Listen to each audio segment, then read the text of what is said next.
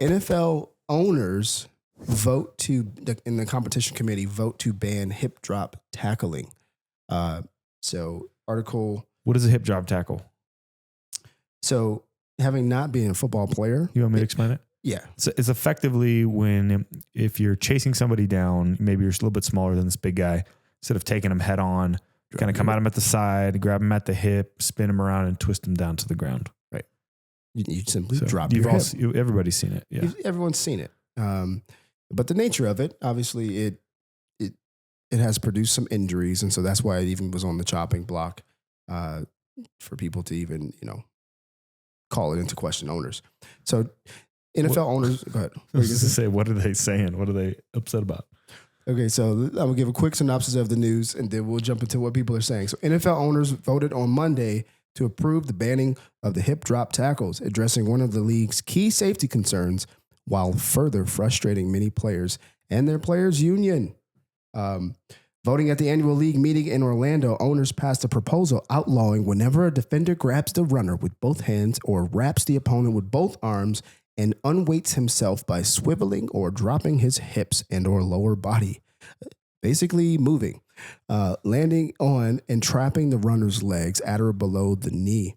Such plays now will result in a 15-yard penalty and automatic first down. NFL Executive Vice President Jeff Miller said the league found 230 instances last season of the now banned tackle. So reviewing footage, they would see 235 additional penalties. They said that was up 65% off from the previous year. From the previous year. Do you think this is a byproduct of the inability to just lights out, take people out? It's the inability it definitely is. I mean, they've consistently. The challenge is as athletes, you start thinking too much and playing scared. Right. That's actually when you run the risk of getting hurt as a defender. True. But I think the other side of that token that's just kind of, could you imagine in the NASCAR? They were like, yo, we know you guys are getting paid millions of dollars to do this, but we've decided that going over 40 miles an hour on a race is just too dangerous. Slow down. So don't go over 40. But the car is still capable of going 100. Game's going to play. It's not going to do anything to change the game. It's going to be exactly the same. But 40 mile an hour caps. That way nobody gets hurt. Okay, so there's mixed emotions amongst players who I think opinions really matter the most in this case. I don't always say that, but I think it does matter because they're the ones risking their lives. But there were people who, they all seem to be sort of retired. The ones I've seen that were like, yeah, that's good. They were looking back in hindsight at injury. People have been significantly injured. Yep. Let's not mistake that. Showing an Achilles right here. Yeah. Let's not mistake that. People have been seriously injured. But active players today, Patrick Green said his response was, two-hand touch gonna be next. LMAO. Cam Jordan, who's a star player for the Saints, he put out a tweet that just had a bunch of flags everywhere in the referee because that's literally how many times this is going to happen a game. Javon Holland, safety for the Dolphins, put out a tweet, said, breaking news, tackling banned. Mike Hilton, offensive league, you know that. What is this league becoming? In reply to a question of what is this league becoming? Another player for the Atlanta Falcons, they love passing rules to help the offense. We fed up with the special treatment. So even offensive players. These are all defenders thus far. That guy is not, though. Well, he was an offensive guy literally saying, like, we're getting special treatment, which is kind of true the way they've changed some of the tackle rules just recently. So here's some of the catalog of that. So no horse collar, no ducking the head, no hip drop, no slamming, no big hits on defenseless receiver. Y'all must not have had to tackle these dudes before. So basically, like, he's saying, you don't know what it's like to try to tackle someone in the NFL. Correct. Freight trains running down the road. Yes. So how I have a teammate who his name's John Gadden, and he talks about the time he played. He was a D lineman, mind you. This guy's like 300 pounds, strong as an ox. And we played against Adrian Peterson. And he said he went to go tackle Adrian Peterson in the hole. He said Adrian Peterson's knee came up and hit him in the face mask.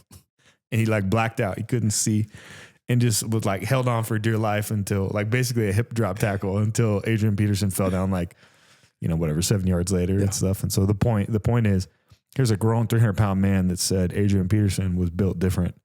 That's who's playing in the NFL.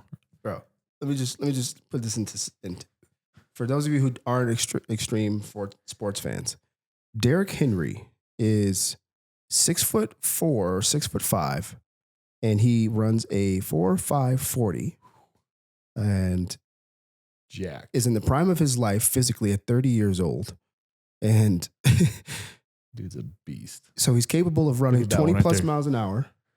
So I can run 20 plus miles an hour at 6'4", 250 pounds, and the average corner. Go down a little bit. Right there. That one. Yeah, my man's jacked. And the corners have gotten taller, but they haven't necessarily gotten bigger.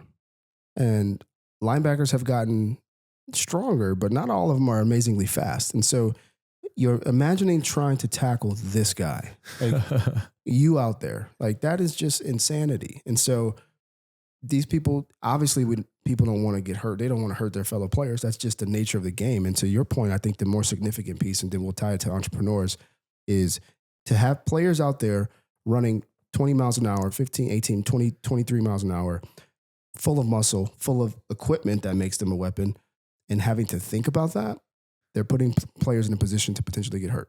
I thought that was really insightful.